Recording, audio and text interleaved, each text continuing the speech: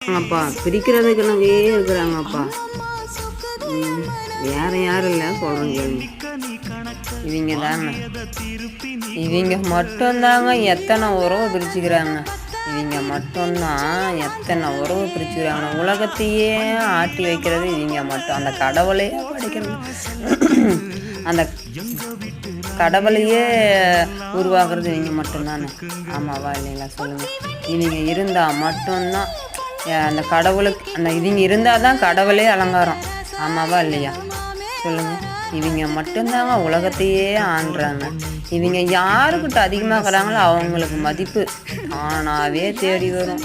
ஆனால் இது சில எத்தனை உறவுகளை பிரிச்சுக்குது. எனக்கு நடந்துக்குது. என்ன நண்பா, இது மாதிரி எத்தனை பேருக்கு நடந்துக்குன்னு கமெண்ட் பண்ணுங்க பார்ப்போம்.